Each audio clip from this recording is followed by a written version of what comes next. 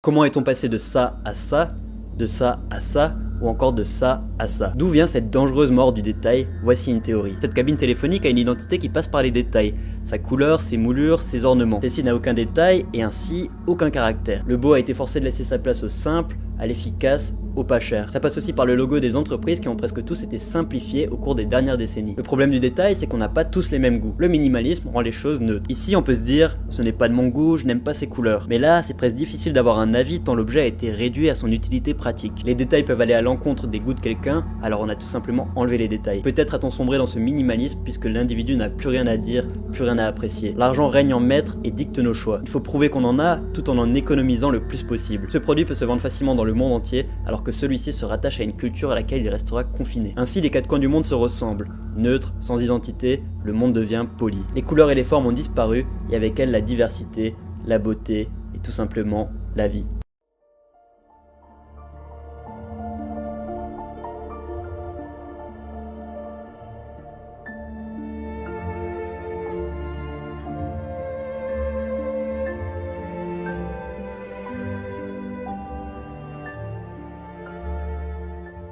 Dans notre siècle, il faut être médiocre. C'est la seule chance qu'on ait de ne point gêner autrui, disait Léo Ferré. Qui ne peut s'affliger du désordre de l'aménagement de notre pauvre pays? Qui ne peut pleurer à la vue des destructions ou de l'abandon du magnifique patrimoine immobilier que nous ont légué nos pères et les générations passées? Qui ne peut déplorer la vue d'immondes constructions dont l'utilité semble prévaloir sur la beauté? Et comme pour le reste, ce n'est que désillusion et monstruosité dans une époque vouée à la déchéance d'une fin de civilisation. L'architecture contemporaine est le produit du système capitaliste financier. Cette architecture détruit nos paysages citadins, fruits multiséculaires du travail des hommes. À la différence de l'art moderne, cantonné dans des salles d'exposition ou des musées, pour un public jet-set snobinard, heureusement en dehors du regard des admirateurs de la beauté et de la poésie. L'architecture contemporaine pollue notre environnement comme une punition. Alexis Carrel disait « Les êtres humains n'ont pas grandi en même temps que les institutions issues de leur cerveau. Ce sont surtout la faiblesse intellectuelle et morale des chefs et leur ignorance qui mettent en danger notre civilisation. Dans l'homme, c'est inconnu. » C'est le stade ultime du libéralisme dans son extension mondialiste, un nomadisme planétaire pour les hommes devenus des numéros, que l'on délocalise comme des marchandises. Ces admirateurs ubuesques du métal et du béton construisent des habitations qui ressemblent étrangement au lieu de travail ultramoderne invivable, nommé vulgairement cage à poules. Le salarié retrouve dans son domicile la même architecture que dans le milieu professionnel. Il y a de quoi déprimer. Quelle avancée pour l'humanité! Qu'est-ce donc que ces murs géants, dont la froideur n'a d'égal que la tristesse de leur couleur grisâtre, quand la base n'est pas parsemée de graffitis en tout genre? Ces bâtiments sans âme servent souvent aujourd'hui à stocker les uns sur les autres toute l'immigration que nos dirigeants ont voulu incontrôlable. Et c'est dans un tel univers de froideur et de laideur qu'on ose espérer intégrer ceux venus d'ailleurs. Difficile d'y voir une démonstration de force ou de richesse à travers cet urbanisme. On trouve aussi des habitations en containers, au Havre, à Londres, peut-être pour mieux faire comprendre la destination finale de l'individu marchandise, que le capitalisme destine au déplacement perpétuel, au gré des besoins, pour le bonheur de la finance. Le plus grand succès de notre civilisation moderne est d'avoir su mettre au service de ses dirigeants une incomparable puissance d'illusion, dit Gianfranco Censor. Les admirateurs de l'architecture contemporaine n'y vivent évidemment pas, qui est assez masochiste pour passer ses loisirs à visiter ces citadelles de banlieue. On fit croire longtemps au peuple que l'amour de cet art viendrait avec le temps. C'était pour mieux faire avaler la pilule et mentir comme un candidat aux élections. Bref, toujours cette maladie de vouloir changer l'homme. Pourquoi construire toujours en hauteur? Pour dominer qui et quoi? Des tours, des cités, en passant par les bureaux des grands sièges sociaux des sociétés importantes, c'est toujours cette même froideur du style, toujours ces mêmes bâtiments sans expression qui s'imposent à notre regard, toujours en direction du ciel, comme si le fait de nous imposer à lever la tête pour les regarder nous obligeait à considérer le bâtiment avec grandeur. Et que dire de ces architectes qui ont conçu ces tours de banlieue, en fonction de deux critères qui leur fut imposés? stocker un maximum de personnes et construire à moindre coût afin d'y mettre des loyers modérés. Ces architectes vivraient-ils eux-mêmes dans ces tours sans âme qu'ils ont conçues? Certainement pas. À l'origine, dans les années 50 et 60, l'apparition de ces grandes tours HLM pouvait se comprendre dans le cadre d'une France d'après-guerre. Mais aujourd'hui, est-ce vraiment par besoins vitaux qu'on construit encore ce genre de bâtiment? Le biologiste Konrad Lorenz écrivait dans les 8 péchés capitaux de notre civilisation: « Celui qui habite une cage à bon marché, dans un bloc d'habitation pour bêtes de somme humaine, n'a plus qu'un moyen de préserver son amour-propre. C'est d'ignorer délibérément l'existence de ses multiples compagnons de misère et de s'isoler totalement de son prochain. Dans les grands ensembles, on trouve très souvent des parois de séparation entre les balcons pour rendre le prochain invisible. On ne peut pas, on ne veut pas entrer en contact avec l'autre, par-dessus la clôture, de crainte de voir se refléter en lui l'image de son propre désespoir. Le sens esthétique et le sens moral sont manifestement étroitement liés. Il est évident que des hommes contraints de vivre dans les conditions dont nous venons de parler souffrent d'une atrophie de l'un et de l'autre, dans les 8 péchés capitaux de notre civilisation. Pourtant, si le principe même de l'empirisme consiste pour nous, royalistes, à considérer le passé avec raison, et non par sentimentalisme ou nostalgie, il est triste de constater, au travers des anciennes constructions qui parsèment notre pays, qu'un niveau élevé de connaissances et de savoir-faire ont bel et bien disparu aujourd'hui. Comment ne pas s'interroger lorsque l'on va voir, par exemple, le célèbre pont du Gard, dans le sud de la France? Cette architecture est une véritable insulte à elle toute seule, à toute la haute technologie que nous maîtrisons à ce jour dans le domaine de la construction.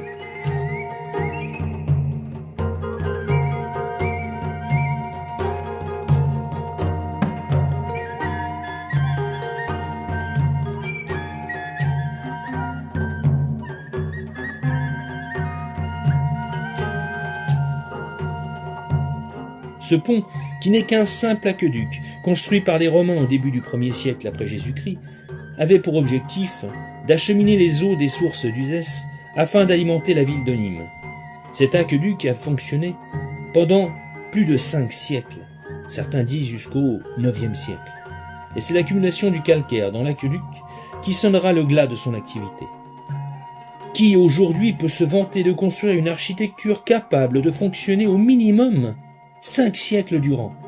Qui est capable de construire une architecture capable de tenir debout 2000 ans plus tard, permettant des rénovations au fil des siècles? Qui est capable de construire une chose aussi basique qu'un aqueduc, sous les traits d'une véritable œuvre d'art architecturale, rendant sa fonction initiale presque secondaire? Les Romains ont su le faire, et cette prouesse s'appelle Pont du Gard.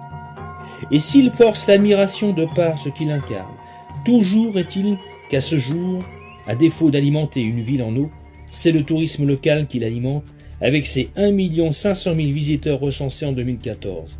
1 500 000 visiteurs venus voir un morceau d'aqueduc inactif, resté debout depuis 2000 ans.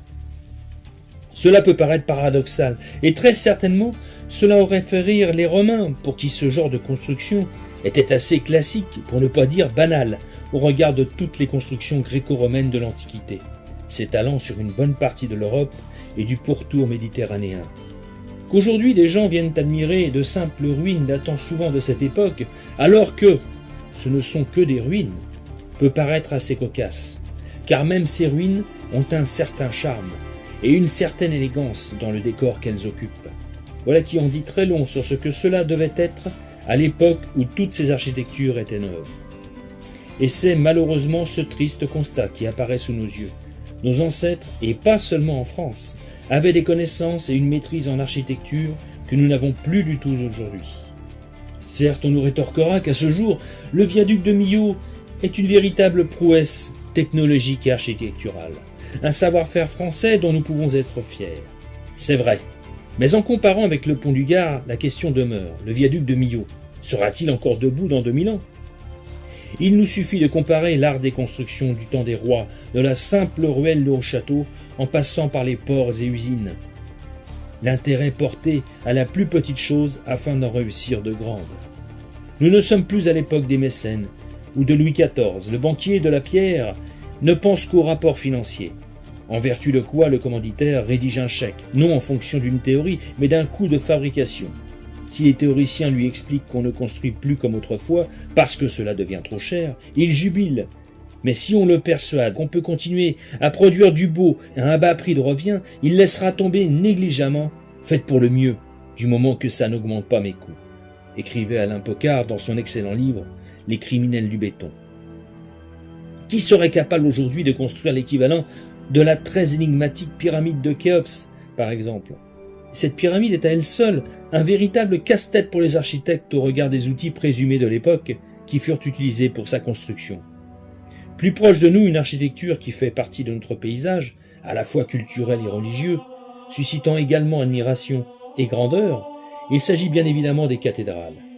Qu'elles soient de style roman, gothique ou classique, datant souvent du XIIe et XIIIe siècle pour la plupart, elles sont aujourd'hui la meilleure preuve d'une pensée, d'une transcendance, comme d'une maîtrise venue du fond des âges, nommée injustement Moyen-Âge.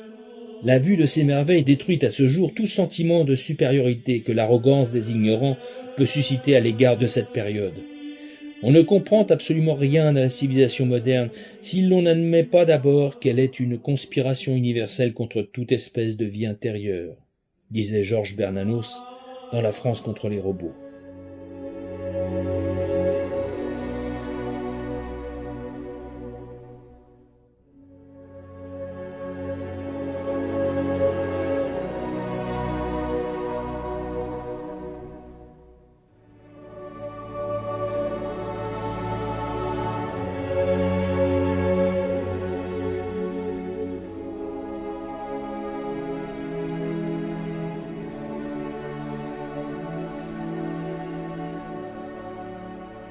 Ces véritables vaisseaux de pierre, à la fois spirituels et énergétiques, furent construits dans leur majorité par des ouvriers spécialisés, les compagnons ou membres des corporations.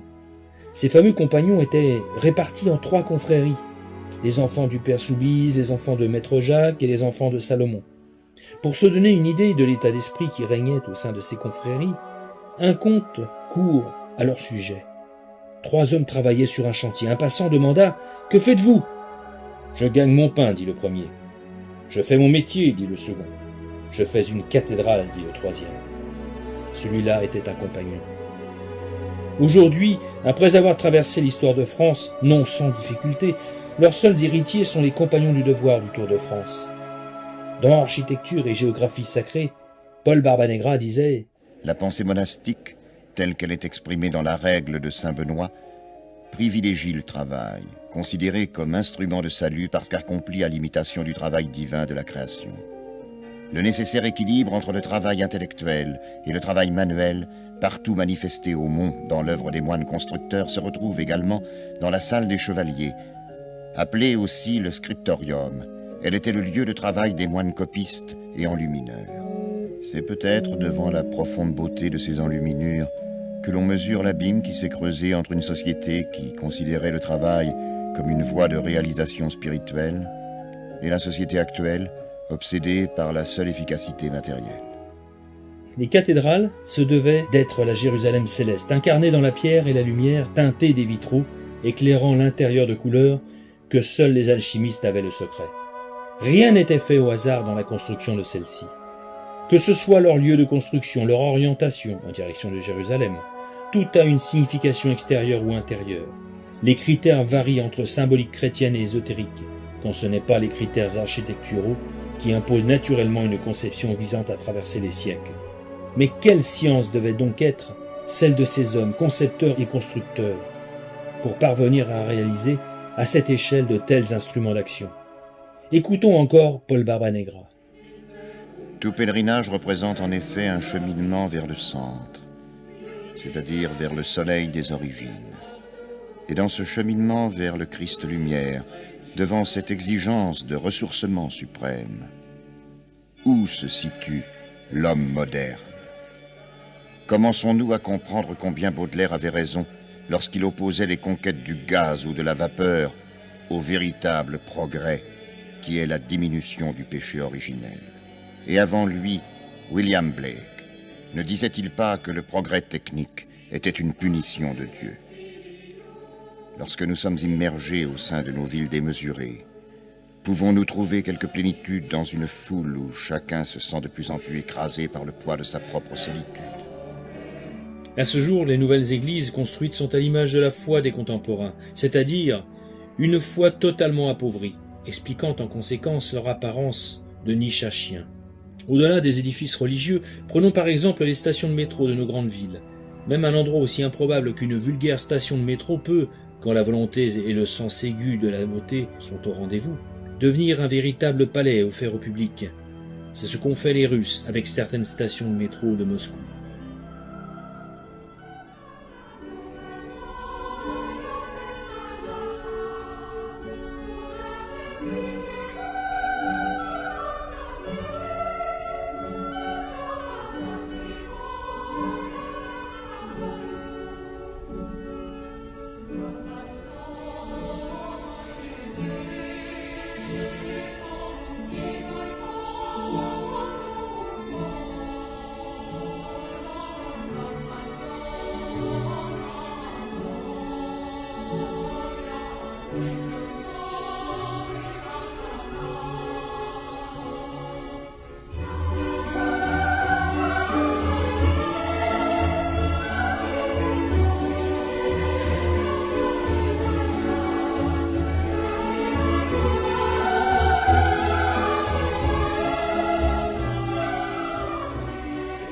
Moulures, toiles, sculptures, lustres témoignent d'une certaine opulence. Nous sommes loin des stations de métro froides et sans âme, et surtout très puantes de Paris. Et même, de simples bâtisses de village peuvent faire l'objet de supports pour l'art pictural. N'oublions pas que jadis les cathédrales étaient entièrement peintes. Beaucoup de maisons l'étaient aussi dans cet obscur monde médiéval. Et à ce jour, vous pouvez trouver quelques artistes peintres qui peuvent, grâce à leur savoir-faire, égayer tout un quartier de leur œuvre. Certains nous rétorqueront que les goûts et les couleurs, ça ne se discute pas. L'appréciation de la beauté est subjective. Chacun a son appréciation. Certes, mais si les goûts et les couleurs de chacun relèvent d'une appréciation personnelle, donc privée, alors pourquoi l'urbanisme qu'on nous impose est-il public? S'il s'agissait uniquement de bâtiments privés et isolés, nous serions moins critiques. Mais jusqu'à preuve du contraire, la grande majorité des œuvres de l'urbanisme moderne sont des bâtiments publics, qui plus est, imposés à la population sans qu'on ait pris soin de lui demander son avis. De plus, la beauté est tout sauf subjective. Elle répond à des critères bien précis au niveau des formes, de la durée et des proportions avec le nombre d'or, etc. La beauté est régie selon des critères bien précis inspirés par la nature elle-même. En matière de construction moderne, prenons comme exemple le musée des Confluences à Lyon. Inauguré le 20 décembre 2014, il s'agit d'un bâtiment ultra design de style déconstructiviste. Selon Wikipédia, voici ce qu'est le déconstructivisme. C'est un mouvement contemporain, parallèle et différent du postmodernisme, qui s'oppose comme lui à la rationalité ordonnée de l'architecture moderne, mais sur des fondements complètement différents puisqu'il assume pleinement la rupture avec l'histoire, la société, le site, les traditions techniques et figuratives. Tout est dit en somme. Un bâtiment qui n'a aucune nationalité, aucune histoire, fait pour aucune société, aucune civilisation, ayant sa place n'importe où dans le monde. Un bâtiment n'ayant pas lieu d'être, mais correspondant parfaitement aux critères des mondialistes. De plus, sa construction connut un retard de 10 ans et un dépassement de son budget à hauteur de 500%. Le coût du musée, tout d'abord, estimé à 61 millions d'euros en juillet 2000, s'élèvera finalement à 330 millions d'euros, soit plus de 5 fois le coût initial prévu. Et tout ça pour quoi? Pour un bâtiment qui se veut être dans l'air du temps et qui, par définition, sera totalement démodé dans 50 ans et fabriqué avec des matériaux qui ne sont pas faits pour traverser les siècles. Dans 2000 ans, il est certain qu'on ne visitera pas ces ruines, fort heureusement.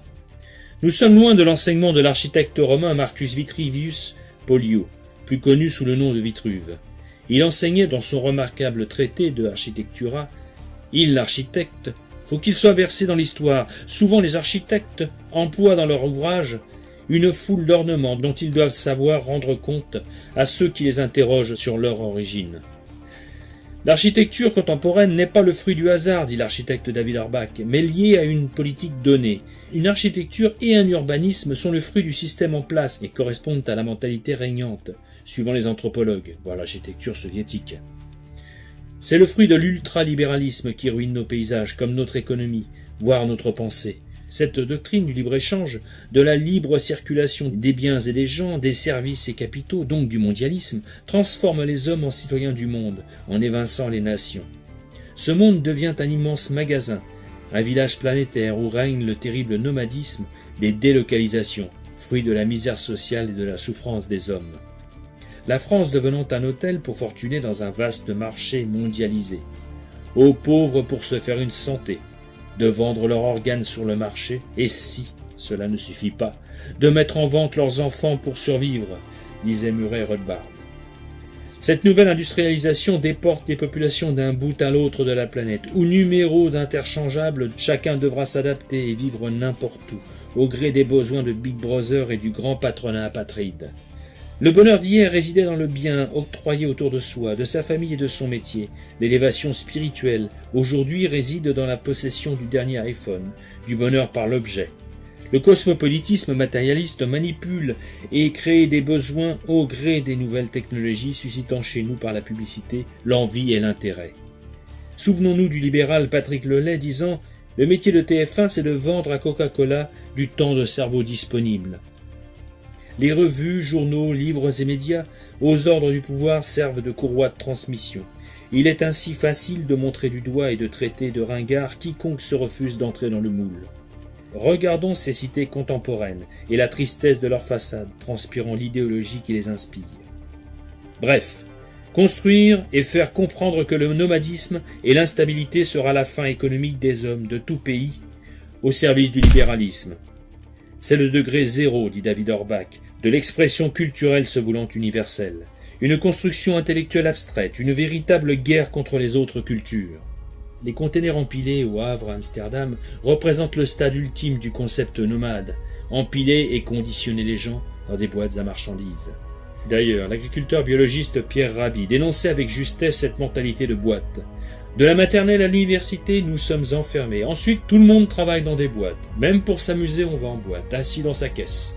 Enfin, on a la boîte à vieux quand on n'en peut plus, qu'on est usé, avant de nous mettre dans une dernière boîte, la boîte définitive. Au regard de la médiocrité exceptionnelle de l'urbanisme contemporain, l'écrivain Alain Pocard exprimait son indignation en ces termes. « J'aimerais embarquer tous les criminels de Créteil, de Marne-la-Vallée et d'ailleurs, à coups de crosse dans un wagon plombé, direction Versailles. Puisque vous ne savez rien faire, recopiez Versailles. Pas le château, non, ce serait trop vous demander, et l'effort vous tuerait. La ville, ce sera suffisant, mais attention, quand je dis recopier, c'est recopier. Le même matériau, la même hauteur de plafond, etc. Contentez-vous de recopier et surtout, pas d'initiative. Je ne vois qu'une mauvaise raison à cette fâcheuse volonté nivellatrice, la démocratie. L'histoire de l'architecture moderne se confond avec celle de la démocratie, disait Alain Pocard dans Les Criminels du béton. Plus qu'un simple recopiage proposé par Alain Pocard, nous préconisons pour notre part le respect des enseignements de l'architecte Romain Vitruve. Son traité de Architectura contient les bases les plus essentielles à respecter pour ce qui est de la science architecturale. On y apprend par exemple que l'architecture consiste en 5 choses. Maîtriser l'ordonnance, la disposition, le rythme, la symétrie, la convenance et la distribution. Pour Vitruve, voici quelles doivent être les qualités de l'architecte. Il faut qu'il ait de la facilité pour la rédaction, de l'habileté dans le dessin, des connaissances en géométrie. Il doit avoir quelques teintures de l'optique, posséder à fond l'arithmétique, être versé dans l'histoire, s'être livré avec attention à l'étude de la philosophie, connaître la musique, n'être point étranger à la médecine, à la jurisprudence, être au courant de la science astronomique qui nous initie au mouvement du ciel. De Architectura, livre 1, qualité de l'architecte par Vitruve. Dans son traité, Vitruve explique les raisons pour lesquelles un architecte se doit de maîtriser au minimum toutes ses connaissances. Nous retiendrons surtout sa justification de l'étude de la philosophie. La philosophie, en élevant l'âme de l'architecte, elle lui ôtera toute arrogance, elle le rendra traitable, et, ce qui est plus important encore, juste, fidèle et désintéressé, car il n'est point d'ouvrage qui puisse véritablement se faire sans fidélité, sans intégrité, sans désintéressement.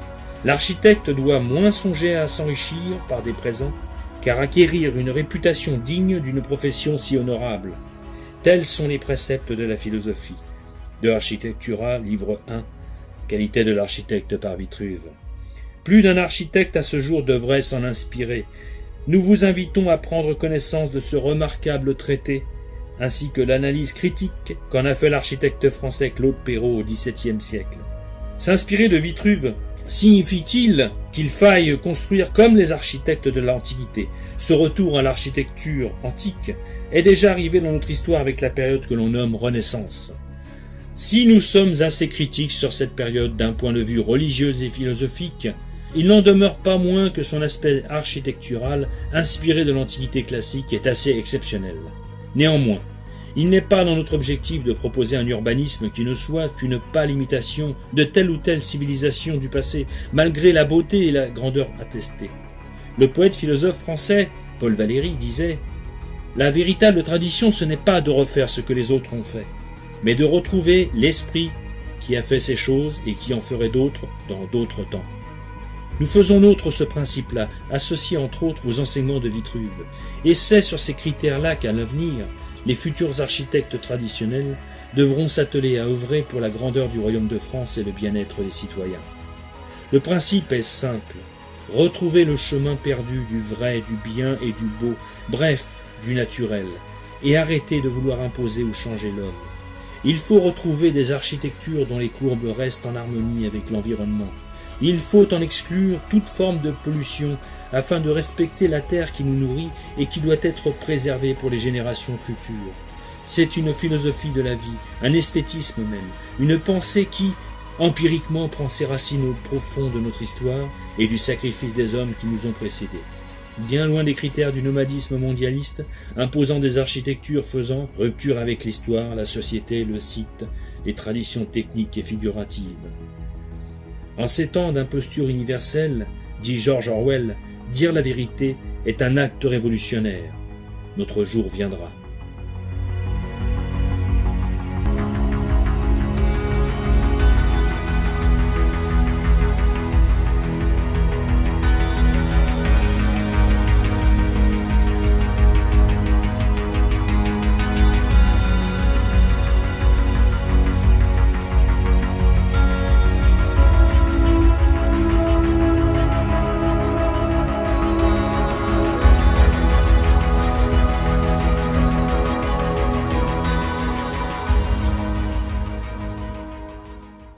On peut, grâce à l'architecture, modifier les caractéristiques de l'existence de tout un chacun. Parce que lorsqu'on vit dans une maison harmonieuse, tout se met en place de soi-même. Alors que si on vit dans un clapier, c'est plus dur. En réalité, 80% de la souffrance sociale vient du fait qu'on a fait n'importe quoi du point de vue des appartements, etc. À une époque, les gens qui étaient en appartement entendaient les 3 étages au-dessus, les 3 étages, enfin les 3 appartements à côté, etc. Ça s'est légèrement amélioré, on a fait du béton comme ça coûtait plus cher, c'était un délire. Enfin bon, maintenant on en revient, puisque c'est une forme de balancier, à des considérations telles que l'homme en réalité, comme il est au centre de la société qu'il constitue, il faut bien qu'on fasse quelque chose pour lui, pas laisser ça au délire des... Je vais vous donner un délire d'architecte. Un jour je visite un appart, et je vais dans la cuisine, on m'a dit, regardez, cuisine somptueuse et tout. J'approche le réfrigérateur, parce que j'avais noté un détail, je l'ouvre, ça s'arrête comme ça, à l'ouverture, pouf, parce qu'il y avait un morceau de mur qui empêchait d'ouvrir la porte du réfrigérateur. Vous voyez quand même que c'est des trucs de débiles. Il n'y a pas que ça, parce que j'avais visité l'ex-URSS, là on était vraiment, on marchait la tête en bas. C'est-à-dire, il y avait des escaliers qui arrivaient dans un couloir, mais un couloir qui était, d'un côté, il y avait des portes, mais qui donnait sur du vide. Et de l'autre côté, sur les appartements, il ne fallait pas se louper. Mais là, il y a une explication. C'est pas qu'ils étaient délirants, c'est qu'ils n'avaient pas reçu les matériaux pour terminer le truc au bon moment. Donc ils avaient reçu la moitié de l'immeuble et l'autre n'était pas là. Donc c'est pour vous dire qu'on a toléré des choses comme ça. Puisque je suis retourné à 6-7 ans d'intervalle, dans le même immeuble, c'était pareil, ça n'avait pas changé. Ah si, ils avaient mis des cadenas aux portes de droite. C'est-à-dire qu'il y a dû certainement y avoir des gens qui ouvraient les portes et tombaient. Bon, on a fait un petit investissement pour éviter ça. Bon, le centre de la vie, c'est bien l'individu tel qu'il est. Et justement, les bâtisseurs de cathédrales, Qu'est-ce qu'on sait exactement d'eux? Parce que bon, on a vu qu'il y avait beaucoup d'alchimie sur les cathédrales, ce qui veut dire qu'ils en avaient une connaissance, on va dire, très aiguisée. Mais quelles informations on a sur ces bâtisseurs? Parce que les cathédrales, elles arrivent un peu comme ça dans l'histoire européenne. Ouais, enfin, elles arrivent, elles ont des siècles pour les construire, c'est-à-dire qu'elles n'arrivent pas non plus comme ça. C'est un peu un changement de style. D'ailleurs, on voit des lieux qui sont un peu entre les deux, entre romanes d'abord, puis on rajoute des trucs gothiques. Ouais. Donc c'est un peu une mode, un style, puis surtout un savoir-faire. C'est-à-dire qu'avant, on ne savait pas construire des bâtiments élevés parce qu'ils nous tombaient sur la figure. Donc il a fallu inventer une nouvelle architecture, et on peut dire que c'est des progrès techniques, c'est-à-dire la capacité de faire des cintres en fer, c'est-à-dire pour tenir les pierres. Avant, on ne savait pas le faire. La capacité aussi d'avoir une architecture avec des arcs-boutants qui permettent d'éviter que les murs hauts tombent sur les côtés. Donc, puis les voûtes en plein cintre, c'est-à-dire qui permettent de répartir la charge. Donc, il y a un réel progrès technique qui naît. Et dès l'instant qu'on a ce réel progrès technique, il y a des gens qui ont ça. Mais ça veut dire que c'est leur beefsteak aussi. Et comme c'est leur beefsteak, ils gardent ça secret. On imagine aujourd'hui que les compagnons, on parle des compagnons du devoir, les compagnons du Tour de France, c'est des corporations qui naissent à ces époques-là, qui s'adoraient, pas du tout, ils s'entretuaient. C'est-à-dire que s'il y avait deux corporations différentes qui étaient sur le même chantier, c'est pas ils va-t'en, c'est ils se tuaient. Et c'est-à-dire que s'il y en avait un d'une corporation qui était malheureusement sur le chantier d'un autre, il avait intérêt à courir parce que sinon il était mort. Et quand ils se croisaient sur les routes, ils avaient intérêt à faire un détour, sinon ils s'entretuaient vraiment. Donc ça veut dire que les secrets étaient vraiment gardés. Alors, fort de ces informations, on n'a pas beaucoup d'informations dessus. Parce que justement, par défaut, ils les gardaient. Et il faut savoir aussi qu'il y a peu d'écrits. Et il y a une raison à ça, c'est qu'ils mettaient leurs secrets dans la pierre. Donc ça aurait été, on ne va pas mettre le secret dans quelque chose puis l'expliquer dans un livre. Sinon c'est plus un secret. Et c'est vrai que c'est la discussion que j'ai souvent avec des gens qui font de l'histoire de l'art, quand je leur parle d'alchimie et de bâtisseurs, et je leur dis, voilà, c'est marqué dans les murs, ils disent, oui, mais comment tu peux dire ça, parce que c'est pas écrit. Oui, mais c'est normal que ça soit pas écrit, puisqu'on l'a mis dans la pierre. Alors vous voyez, on a un peu ce côté un peu ambigu, de dire, ouais, mais vous racontez n'importe quoi parce que c'est pas écrit, et de dire, mais non, je raconte pas n'importe quoi, parce que c'est juste pas le même support. C'est-à-dire qu'au lieu de l'écrire dans les livres, on l'a mis dans un livre de pierre, c'est-à-dire qu'on l'a sculpté. Alors, on ne connaît pas vraiment, puis il y a aussi autre chose de très fondamental avec les bâtisseurs, c'est qu'ils croient à ce qu'ils font. Et il faut savoir aussi que c'est des vedettes. C'est-à-dire que quand on a un bâtisseur, un vraiment bon sculpteur, il est demandé partout, c'est Madonna. C'est-à-dire que il faut savoir que la France, avant, c'était des petits États, donc c'est qu'à chaque fois qu'on allait d'une ville à l'autre, il y avait une douane, puis on payait. Oui, on payait. Alors ces vedettes-là disaient, écoutez, vous êtes bien gentils, vous m'avez demandé de venir dans telle ou telle ville, c'est vous qui m'avez demandé, moi je ne veux pas payer les taxes. Sinon je ne viens pas. Et comme c'était vraiment des vedettes, on a cédé quoi. C'est-à-dire que les nobles se sont mis d'accord, puis ils ont dit on va vous faire un papier, et puis vous le présenterez à toutes les frontières, et vous ne payerez pas. Et comme vous construisiez des trucs, vous êtes des maçons, mais comme vous ne payez pas la taxe, vous êtes des francs-maçons. Et c'est là où va naître le titre des francs-maçons qui sont des opératifs. C'est pas la maçonnerie d'aujourd'hui. Mais c'est là où vient le mot en disant vous êtes des bâtisseurs mais vous ne payez pas d'impôts. D'où cette filiation qu'on évoquait constamment, cathédrale, franc-maçon. Exactement. Etc. C'est pour ça qu'on va avoir avec la franc-maçonnerie moderne cette filiation entre les bâtisseurs qui sont des opératifs. Après, c'est des sociétés d'hommes qui sont spéculatives, c'est-à-dire qui ne fabriquent rien, mais qui gardent la même philosophie. C'est-à-dire qu'on va bâtir, on bâtit des lois, on bâtit le bien-être des gens, ou chaque corporation fait ce qu'il veut, mais ce n'est pas des opératifs. C'est-à-dire on ne construit pas, on ne bâtit pas des cathédrales, on ne fait pas des choses. Donc c'est cette ambiguïté, c'est de dire que les bâtisseurs ont été là, c'est sûr, ils ont fait plein de choses, c'est sûr, mais qui ils étaient, qu'est-ce qu'ils ont fait, on n'en sait pas grand-chose. Alors on en sait encore moins, c'est que comme ils croyaient à ce qu'ils faisaient, bâtir une cathédrale, c'est pas comme construire une maison. C'est-à-dire que celui qui commence à construire la cathédrale, il verra jamais la fin. C'est obligé. C'est-à-dire une cathédrale, ça va se construire sur 100 ans, sur 150 ans, sur 200 ans, donc il sait que s'il met les premières pierres, il verra jamais la fin. Donc quel altruisme quand même. C'est-à-dire que vous construisez un truc, mais vous savez que jamais vous le verrez fini. Donc il faut avoir une vision quand même de l'humanité, de l'éternité, qui est beaucoup plus grande qu'aujourd'hui. Nous aujourd'hui on fait un truc, on voudrait le voir fini. Généralement on voudrait le voir fini vite. Mais eux, ils ont le temps. Et c'est ça aussi quelque chose d'important, c'est qu'ils ont le temps. C'est-à-dire que s'il faut 100 ans pour faire un truc, il faut 100 ans. Aujourd'hui vous connaissez beaucoup de projets qui vont durer sur 100 ans, il n'y a aucune chance. Nous on voit tout à court terme. Et il y a aussi autre chose de fondamental, c'est qu'ils croient tellement à ce qu'ils font que ce qu'ils font passe avant eux. C'est normal puisqu'ils ne vont pas survivre à leur œuvre. Et il y a quelque chose qu'on va remarquer, c'est qu'ils ne signent pas leurs œuvres. Vous pouvez aller voir dans toutes les cathédrales, les bas-reliefs, les sculptures, rien n'est signé. Rien n'est signé. Ça veut dire que, vous voyez, j'apporte quelque chose, j'apporte mon art, je crois en ce que je fais, mais j'ai pas d'ego, c'est pas moi. Et à la Renaissance, tout change, on signe. Ça veut dire on dit c'est moi qui l'ai fait. À ce moment-là, la mentalité change complètement. C'est-à-dire que je travaille plus pour la communauté, pour la gloire, mais je travaille pour moi. Maintenant, je suis une vedette. Et évidemment, les gens qui achètent des tableaux à ce moment-là, les achètent pas forcément parce que c'est beau, mais parce que c'est machin qui l'a fait. Et à ce moment-là, on passe d'une vision de transmission de quelque chose à une vision de l'individu. Et aujourd'hui, on est dans cette société. C'est pour ça qu'on peut avoir des bouses, mais si elles sont signées par quelqu'un de connu, on dit « Oh, quelle belle œuvre d'art, c'est merveilleux, c'est extraordinaire ». Alors que s'il y a un truc qui est beau, mais qui est signé par quelqu'un qu'on ne connaît pas, on va dire c'est moins intéressant. On est passé finalement de la beauté à l'esthétisme. C'est-à-dire que la beauté, c'est la capacité de voir la lumière en chaque chose, et l'esthétisme, c'est culturel, il faut qu'on m'explique. C'est beau parce que ça décore, mais c'est pas beau parce que ça raconte une histoire. Alors, il faut savoir que l'art, en général, jusqu'à très récemment, est toujours sacré. C'est-à-dire que c'est récent qu'on voit des paysages, qu'on voit des scènes, mais avant, c'était que de l'imagerie religieuse. C'est-à-dire que l'art ne sert qu'à ça, ne sert qu'à servir Dieu.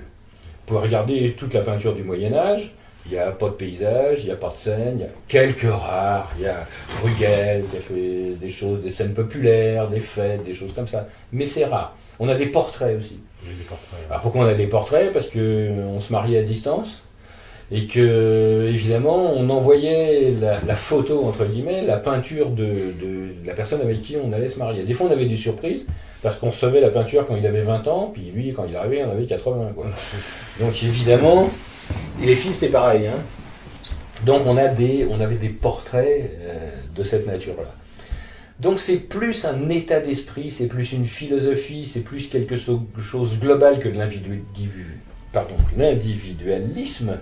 Ce qui veut dire qu'on ne parlait pas des gens. Donc comme on ne parlait pas des gens, on n'a pas d'histoire sur les gens. Alors qu'aujourd'hui, on dirait, machin, il a fait ça, voilà ses œuvres, voilà comment il a vécu, voilà où il est mort, voilà où il est né. Et du temps des compagnons, c'était pas le cas. Donc c'est pour ça qu'on n'a pas de traces dessus. Parce que déjà, ils parlaient pas d'eux. Donc on ne parlait pas d'eux non plus. On en parlait au présent. C'est-à-dire qu'il y en a un qui voulait bâtir une cathédrale, il disait, moi j'en connais un, il a bâti une cathédrale dans cette ville, il est super bon, c'est à lui qu'il faut que tu demandes. Et donc il venait à ce moment-là. Alors il y a quelques maîtres dont on connaît les noms parce qu'ils ont été glorifiés et après leur mort on a mis des cartouches où on dit c'est un tel bâtisseur de tel truc qui a fait ça, donc on le sait. Mais il n'y avait pas de marketing direct, quoi. C'est-à-dire qu'on n'était pas dans l'idée de la glorification de l'individu et par conséquent on n'a pas d'informations dessus. C'est pour ça qu'il n'y a pas d'infos comme ça. Non. Les seules informations qu'il y a mais auxquelles on ne peut pas accéder, c'est les corporations. Oui. C'est-à-dire que les bâtisseurs de cathédrales appartenaient à des cayennes, c'est-à-dire des maisons compagnoniques. C'est-à-dire que les compagnons vivent en communauté. Hein. C'est-à-dire que quand ils apprennent, ils sont dans une maison où il n'y a pas de femme, il n'y a qu'une seule femme, qu'on appelle la mère. Et c'est elle qui s'occupe, qui fait à manger, qui s'occupe comme des enfants. Et ça veut dire que ces compagnons se retrouvent ensemble, ils mangent ensemble, ils vivent ensemble. Et ils ont aussi des cérémonies d'initiation. C'est-à-dire quand on change de grade, entre apprenti, compagnon, quand on acquiert la maîtrise, eh bien il y a des cérémonies. Et ces cérémonies, il peut y avoir des traces. Et là, il peut y avoir des traces de corporation. On peut savoir, puisque les noms sont marqués, qui était dans quelle ville, qu'est-ce qu'il a fait. Après, il a fait son tour de France. Donc il est allé dans telle ville, il a vu tel patron, il a fait telle chose. Sauf que ces archives, elles sont à l'intérieur des corporations et on ne peut pas y accéder.